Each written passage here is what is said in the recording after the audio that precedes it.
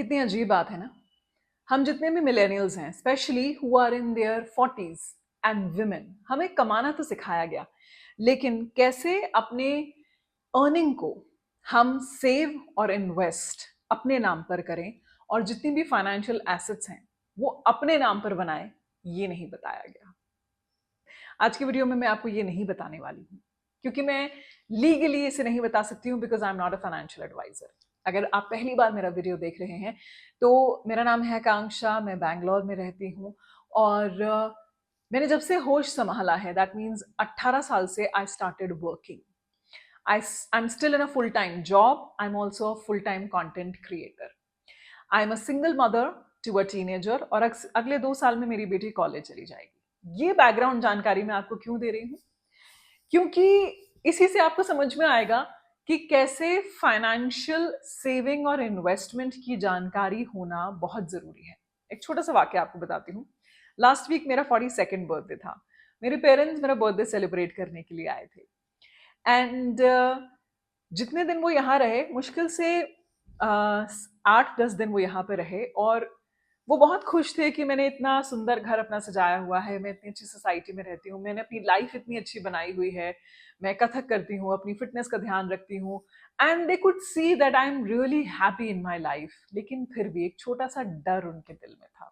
वो डर ये था कि अगले 2 साल में जब मेरी बेटी कॉलेज चली जाएगी और क्योंकि मैं सिंगल हूँ और अगर मैं सिंगल ही रहती हूँ तो मेरे पास फाइनेंस की कोई कमी नहीं होनी चाहिए। ये जानते हुए कि मैं बहुत अच्छा अपने लिए अर्न कर रही हूँ, मेरी बेटी के लिए भी मैं काफी कुछ सेव और इन्वेस्ट कर चुकी हूँ, वो कॉन्स्टेंटली मुझे ये बोल रहे थे कि हम तेरा एक घर खरीदने में तेरी हेल्प कर देते हैं, या फिर तेरे को एक लैंड खरीदने में तेरी हेल्प कर देते हैं, या हम कुछ पैसे तेरे नाम पे एफडी करा के या इन्वेस्ट करके रख देते हैं।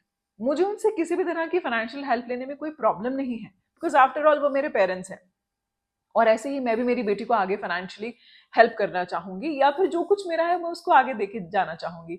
लेकिन ये जो उनका डर है, despite me being earning very well, वो डर सिर्फ इसीलिए है क्योंकि अगर आप एक विमेन है और आपके नाम पर आपकी फाइनेंशियल एसेट नहीं है, then the world becomes more cruel towards you and specially if you are single.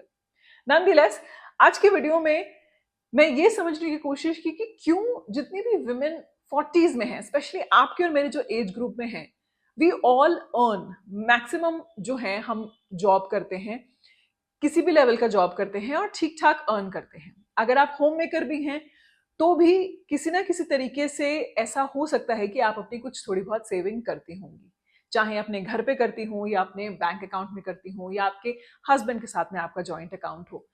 लेकिन प्रॉब्लम यहां आती है कि जिस तरह की financial investment advice financial advisers देते हैं वो हमारे लिए क्यों काम नहीं करती हैं, और वो मेरे लिए भी क्यों काम नहीं की, despite I started earning after the age of 18। मैं 18 साल की थी, उसके बाद से मैंने अपने पैसे कमाना शुरू कर दिया था and today I am 42 and I am continuously earning. फिर भी क्यों एक गैप रह जाता है, while main they make more money and they invest more and they save मोर। इसके लिए मैं एक वीडियो देख रही थी ये समझने के लिए कि कैसे मैं अपनी फाइनेंशियल इन्वेस्टमेंट को बेटर कर सकती हूँ।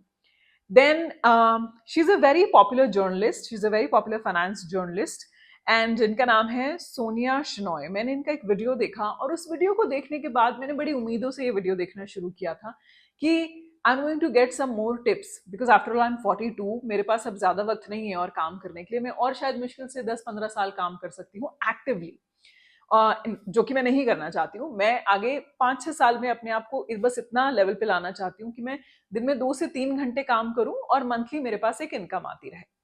तो मैंने जब इनका वीडियो देखना शुरू किया तो इन्होंने कुछ टिप्स बताई हैं, 8 habits that she learn from wealthy people. And here are a few of my learnings on how to manage and grow your money. Habit number 1, automation. Automating your investing is one of the key steps to be financially free. In investing and building wealth, this is a very important and very intelligent point कि आपके savings को आप पहले automate कर दीजिए, यानी कि जैसे ही आपके अकाउंट में पैसे आए वो पहले सेविंग में चले जाएं और फिर उसके बाद आप उसको खर्च करें। आपको पता है ये पॉइंट तब काम करता है जब आपके जितने मंथली एक्सपेंसेस हैं वो आप मीट कर सकते हैं।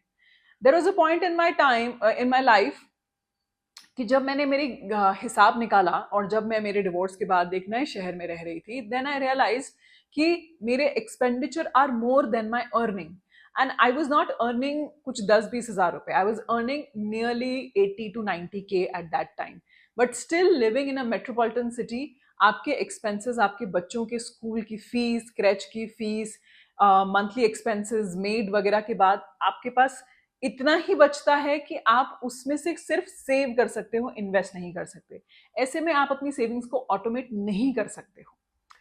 एक और बहुत इंपॉर्टेंट बात यह है कि आपके जितनी भी सेविंग्स या इन्वेस्टमेंट को ऑटोमेट करने वाली बात होती है, यानी कि वो जो आपके अकाउंट से ऑटो डेबिट हो जाए, वो तब होते हैं व्हेन इन योर 30s आपने एक्स्ट्रा पैसे कमाना शुरू कर दिया है। The problem with most of women who are in their 40s, we got married off like quite early, 23, 24, 25. Most of my friends got married off by 25, 26. I got married off by 22.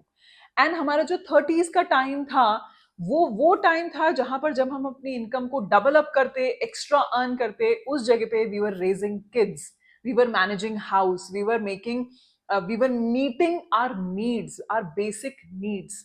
उसकी बजाय अगर आज के आप Gen Z को देखेंगे, then उनकी जो शादी की एज है वो 28, 29, 30 है। By the time you are 30, अगर आपने 22-23 साल में कमाना शुरू कर दिया है तो आप 7-8 साल में थोड़ा बहुत अपना कॉर्पस बना चुके हैं, तो वो बैकिंग आपको मिल जाती है। दैट्स वाई ये जो पॉइंट है ना कि अपनी सेविंग्स ऑटोमेट कर दीजिए, ये ऑटोमेट तब हो सकती हैं जब आपने 10 साल पैसे कमा के उन्हें सेव किए हों। दैट्स वाई मेरे 30s में मेरा जो मैक्सिमम फोकस था वो बेसिक नीड्स को पूरा करने में चला जाता था, जबकि I was the primary earning member. इसीलिए 31 से लेकर 40 के एज में जो मैंने अर्न किया, अब जाके मैं एक ऐसी स्टेट में आई हूं जहां पर मेरी सेविंग्स और इन्वेस्टमेंट ऑटोमेट हो चुके हैं। So that's why this gap for specially for women nobody talks about. Habit number 2. It's not about how much you earn, it's about how much you save. No, it is about how much we earn. Mostly ये कहा, मैं एक बार फिर से अपना वही वाला example आपको दूंगी। जब मैं एक शहर से दूसरे शहर शिफ्ट हुई मेरे डिवोर्स के बाद में, या फिर अगर आप मैरिड भी हैं तो आप ये नोटिस करेंगे कि आपकी और मेरी एज ग्रुप की जितनी भी फीमेल्स हैं, when we were in our 30s, तब अर्निंग कैपेसिटी ना आपकी ना आपके हस्बैंड की इतनी थी कि आप उसमें से बहुत एक्स्ट्रा सेव कर पाएं। This has happened in the last 10 years, जब अर्निंग कैपेसिटी और सैलरी और पैकेजेस इतने बड़े हैं इंडिया में कि अब आपके पास डिस्पोजेबल इनकम भी है और आप उसे सेव भी कर सकते हैं। स्पेसिफिकली मैं विमेन की बात कर रही हूं यहाँ पर। It matters how much you earn, क्योंकि अगर आप अर्न ही इतना कर रहे हैं कि इंडिया में रहकर आपको आपके बच्चे की स्कूल की फीस भरनी है विच इज इन लैक्स, और जब आप देखते हैं कि और जितने भी आपके आसपास के बच्चे हैं वो अच्छे स्कूल में पढ़ते हैं, तो आपका भी मन यही करता है कि आप अपने बच्चे को बेस्ट स्कूल में पढ़ाओ। And that's what I did. और उस टाइम पे मेरे पास सिर्फ एक ही चॉइस थी कि या तो मैं अपनी अर्निंग को डबल अप करूं, या फिर मैं अपनी लाइफस्टाइल में, स्पेसिफिकली अपनी बेटी की एजुकेशन में कॉम्प्रोमाइज करूं। तो मैंने दूसरी चॉइस ली, अपनी अर्निंग को डबल अप करने की चॉइस ली, एक्स्ट्रा मेहनत करने की चॉइस ली। बिकॉज इन इंडिया अगर आप ये कहते हैं कि फ्री एजुकेशन है तो आप आपके बच्चे को गवर्नमेंट स्कूल में पढ़ाएं, विच आपके मेरे जैसे कोई से भी मिडिल या अपर मिडिल क्लास की फैमिली नहीं करना चाहेगी। हम अपने बच्चे को बेस्ट प्राइवेट स्कूल में ही पढ़ाना चाहेंगे, और इसकी कॉस्ट जो पूरे साल भर की आती है वो 3 से 4 लाख रुपए आती है। उसके अलावा अगर आप जॉब कर रहे हैं और आपके बच्चे को आपको क्रैच में डालना है, तो आपकी कंपनी को आपको क्रैच ऑफर करना चाहिए, जो कंपनीज नहीं ऑफर करती हैं विमेन को। उसका एक अलग से खर्चा आता है जो मिनिमम 5 से 6 हज़ार या 8-10 हज़ार रुपए महीना होता है। ये सारे खर्चे नोबडी काउंट्स। तो ऐसे में ये बोलना कि इट डजंट मैटर कि how much you earn because it matters how much you save, ये नल एंड वॉइड हो जाता है मैक्सिमम वुमेन के केस में। क्योंकि अगर हमें 10,000 रुपए कमाने हैं तो हमें पहले 5,000 रुपए इन्वेस्ट करने पड़ेंगे, एक मेड हायर करने में, एक कुक हायर करने में, एक नैनी हायर करने में, तब जाके हम 10,000 रुपए कमा सकते हैं। Nobody talks about these gaps. Spending less than you earn. Keeping your lifestyle in check. As I said, I've noticed most really wealthy people and people with quiet wealth do not care about the latest bags, latest shoes, or the fancy cars. In fact, a lot of stock market investors who have built generational wealth are the simplest people in real life, whose lifestyle has not grown disproportionate to their income. Again, see, this point, I totally agree with this point कि हमें ऐसे spend नहीं करना चाहिए जिसमें हम किसी comparison में कर रहे हैं. But the thing which is adding value to my life and which is giving me happiness, I would like to spend on that. As a woman, to be very honest, most of the women started earning on their own so that they can spend on their own. They are not dependent on other people, especially to the man in their life कि वो उनका खर्चा उठाएं या फिर उनका खर्चा उठाने से उनको किसी बात पे जताएं कि मैंने तुम्हारे लिए खर्च किया है.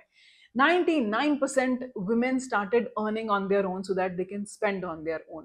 I'm not saying that this point is wrong. No, this is not wrong. But to an extent, बार अगर हम middle class, upper middle class के लोगों को यही बोलते रहेंगे कि do not overspend, which is fine, but do not spend on the things that give you happiness, that is also wrong. Because ultimately, why we are earning, why we are hustling so much is because we can buy the basic things which give us happiness. Then what is the point of earning? At the same time, saving is also important. In the end, I would like to also add one very important point जिससे मैंने मेरी life में saving और investment किया, वो मैं आगे आपको बताऊंगी. Habit number 4, moving from a scarcity to an abundance mindset. Most successful people I've met overestimate the upside and underestimate the downside. They take calculated risks by riding the wave and not just sitting on the shore. This is again a very important point. मैं अपनी personal experience से आपको share करती हूँ. शुरू के जो मेरे शादी के 10 साल थे, यानी कि 22 साल से लेकर 30-31 तक, I was always in a saving mode. You would not believe that I never went on honeymoon because of a lot of reasons. We only in the 10 years we took only one holiday.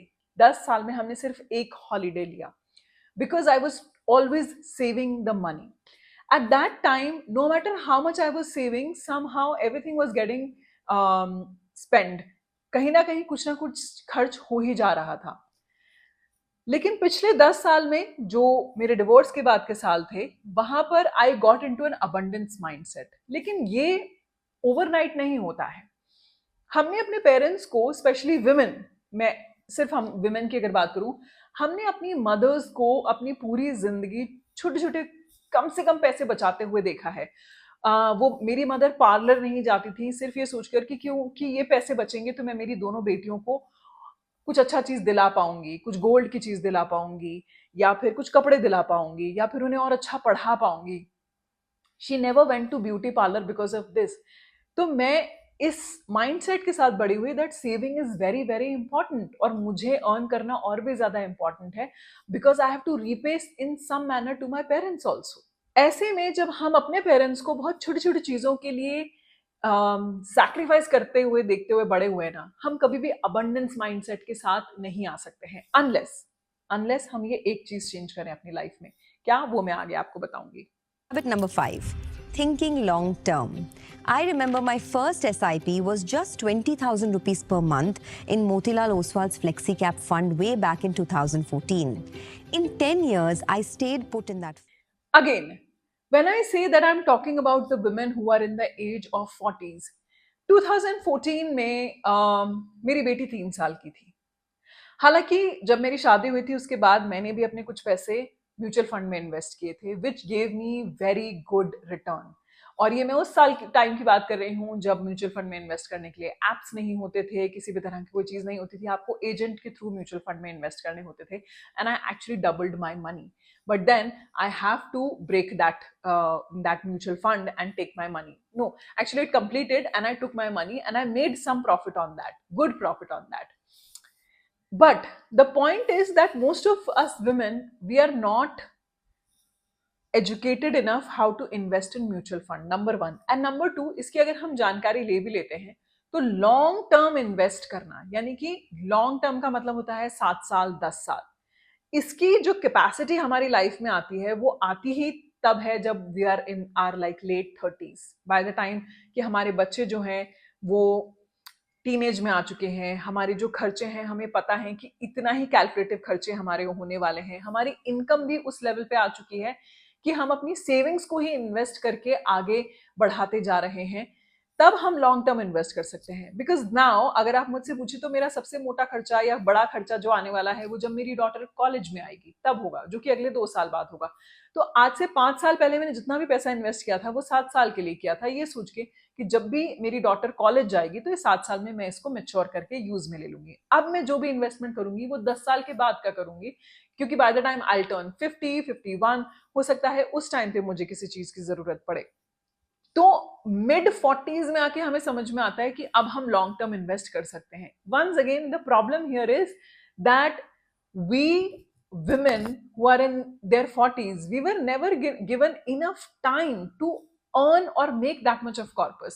अगर मैं specifically Sonia जो journalist हैं जिन्होंने ये video बनाया उनकी बात करूं, I am not really sure if she is married और she is single, but by the time she is talking about, I think जब वो सिंगल थी she started earning and she started investing money.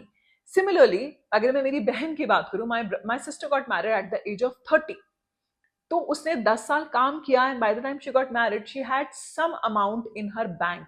When I got married I was 22, I had zero amount in my bank account because I never got the time to save any money, क्योंकि उस time पे ये होता था कि आज से 20 साल पहले कि जितनी जल्दी शादी हो जाए उतना ज्यादा अच्छा रहेगा, एंड जैसे ही अब आपकी शादी होती है then all your expenses go into your marriage and all the expenses that are unexpected, जो कि आपको पता ही नहीं है कि आने वाले हैं। Remember, if you want your 40s to be smooth, 25 to 35 are your golden years of investing. These are years when you can be aggressive, you have fewer responsibilities, healthier parents, no children, potential. And now this is such an impractical tip. Most women who are in their 25 to 35, what are they doing? They are getting pregnant, they are getting married, they are doing their babies, they are raising their babies, they are basically pleasing their in-laws, they are basically managing the house, they are basically saving. So from where they can invest and how do they start early? You can start early in 25 to 35 age group to save and invest when it's either just you and your husband and you decide not to have a child. Only that's when it can happen. Otherwise, how difficult it is. I actually started investing money when I turned 35. Now I'm close to 42. इन सब में एक बहुत important चीज, first point जो है that if you want to increase your saving and investment, you can not reduce your expenses, because एक बार जो महीने में आपने खर्च करने की आदत डाल ली वो आप कम नहीं कर सकते। Only what you can do is you can increase your earning. आपकी जो कमाने की शक्ति है आप वो डेवलप कर सकते हैं। Now let me tell you एक सिंपल रूल जो मैंने फॉलो किया। जब मेरी जॉब गई when I came to Bangalore, उसके 1 साल के बाद में एज अ रेडियो जॉकी, तब I was making decent money, but I उसके साथ भी मैं एक्स्ट्रा कोई ना कोई साइड जॉब करती थी, जैसे कि एंकरिंग करना, वॉइस ओवर्स करना, और उसका जो एक्स्ट्रा पैसे आते थे उसे मैं सेव करती थी। But when I started working as a freelancer, then I actually doubled up my income. Okay, but उसके लिए मैंने बहुत मेहनत की, साल भर मैंने बहुत मेहनत की, मुझे याद भी नहीं कोई मैंने सैटरडे संडे का ब्रेक लिया। I was constantly working. पिछले 5 सालों में मैं फुल टाइम जॉब कर रही हूँ, मैं फुल टाइम कंटेंट क्रिएशन करती हूँ, इसके अलावा कुछ भी साइड गिग अगर मेरे को मिलता है वॉइस ओवर करने का या कुछ भी ऐसा असाइनमेंट जिसके अंदर मैं एक्स्ट्रा पैसे अर्न कर सकती हूँ, मैं उसे भी साइड में करती हूँ। And for 5 years I worked a full-time job, one part-time job. Yes, I was doing a part-time job also, content creation. That's when I was able to make that much of money जिसमें कि मैं save कर सकूं, invest कर सकूं। Now इसमें बहुत बड़ा डिफरेंशिएटिव फैक्टर आ जाता है that if you have got a very highly professional degree, like maybe a doctor और a very exclusive engineer you are, आपकी इंजीनियरिंग की ब्रांच ऐसी है which is helping you make money, make that much of money जिसमें आप save कर सकते हैं, then that is a different case for you. But again, for most of the women in my age group, what I've seen is that because we were married off at a very early age, graduation के बाद बहुतों ने masters नहीं किया, masters करने का मौका नहीं मिला, या फिर हमें अपने प्रमोशन छोड़ने पड़े, मैंने खुद अपनी लाइफ में इतनी अच्छी अच्छी जॉब की अपॉर्चुनिटीज छोड़ी हैं just because I was married. I could not move to another city. I could not take my promotion because at that time my daughter was very young. All these things, they impact our financial journey, and when they impact our financial journey, such tips, such generic tips make me feel that they don't work for us. The only thing that can work for us is, number one, that always do one side hustle. साथ में कोई ना कोई एक extra चीज करिए. अगर आप मेरी तरह अपने स्किल्स ऐड करना चाहती हैं, मैं हमेशा अपने स्किल्स में कुछ ना कुछ नई चीज ऐड करती रहती हूँ, कुछ ना कुछ नया सीखती रहती हूँ, ऑनलाइन कुछ ना कुछ नया पढ़ती रहती हूँ, जिससे कि मेरी लाइफ में स्किल्स ऐड होते रहे.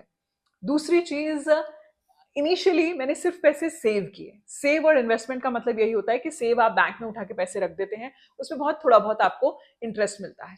फिर जब मेरे पास एक पैसे अमाउंट सेव हो गया, उसके बाद मैंने उस पैसे को इन्वेस्ट करना शुरू किया. इन्वेस्टमेंट का मतलब होता है कि आप उसे, अगर आप एफडी कर रहे हैं, आरडी कर रहे हैं, म्यूचुअल फंड में इन्वेस्ट कर रहे हैं, स्टॉक में इन्वेस्ट कर रहे हैं, जिसकी मैं पर्सनली एडवाइस नहीं दे सकती हूँ, आप खुद उसके बारे में जानकारी ले सकते हैं. That's when I started investing my money. Now the money that I'm investing, I've invested it for another like 10 years. That's how I made my financial plan. Every time, the motto of making this video is to make you understand that when you see someone giving a financial advice, it makes me feel less, it makes me shrink, it makes me feel that मैं 20 सालों से काम कर रही हूँ, why I do not have that much of financial asset. उसका reason ये है कि when men were making their financial asset, I was raising a child, I was meeting all the household expenses. Also, I left my promotion, I left lucrative jobs because I could not move to another city. I again started from zero after my divorce. All these setbacks play a very important role in your life कि आप अपनी financial journey में कहाँ पर हैं.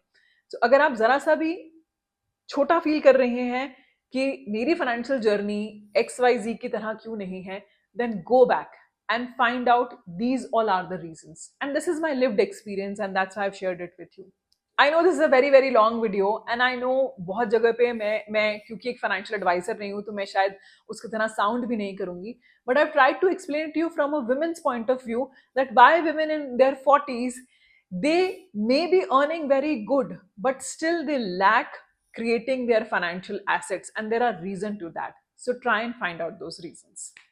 I hope मेरा जो ये वीडियो है ये थोड़ा सा आपके काम का रहा होगा. Do give it a like and do not forget to comment one thing that you have learned from in your 40s, especially financially. वो जरूर से आप मुझे बताइएगा. And yes, I'll meet you again very soon with new video.